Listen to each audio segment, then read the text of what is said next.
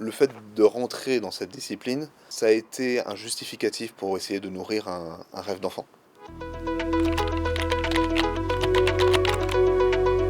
Je suis Zeno Loire, directeur médical de Nova Medicae. Je suis médecin de santé publique, j'ai également un master en data science. Je me suis lancé dans médecine un peu comme tout le monde sans avoir même connaissance que la santé publique c'était un sujet. Je voulais soigner des gens, je voulais essayer de rendre un monde un peu meilleur que ce que j'avais à récupérer. Je me suis rendu compte que la santé publique était une très bonne opportunité pour avoir un impact plus grand à une plus grande échelle.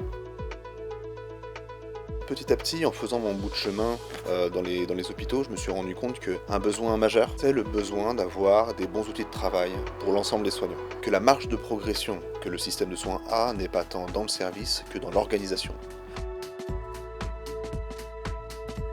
C'est à cet effet que j'ai choisi de fonder, avec l'aide de mon frère, une spin-off du groupe industriel dans lequel il travaillait déjà, afin de vraiment pouvoir adresser de la conception d'une solution numérique jusqu'à son développement, son industrialisation, pour que tous les hôpitaux puissent y avoir accès.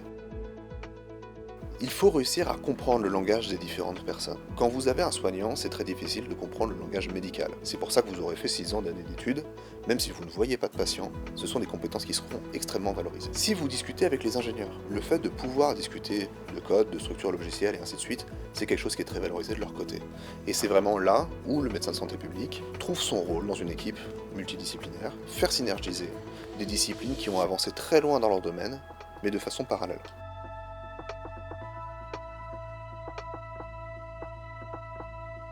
Avec mon frère, on a commencé à discuter de comment je pensais que des solutions informatiques pourraient peut-être changer vraiment les choses de façon significative. Et à partir de là, on a distingué 2 problématiques principales, c'est sur lesquelles nous travaillons actuellement.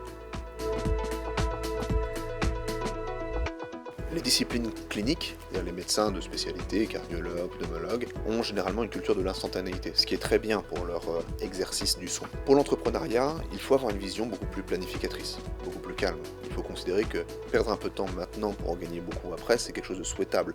Dans la formation de santé publique, vous aurez aussi une formation beaucoup plus réglementaire, juridique, financière, politique, qui sont des atouts qui sont absolument nécessaires pour un entrepreneur et qui ne sont absolument pas abordés dans les autres spécialités.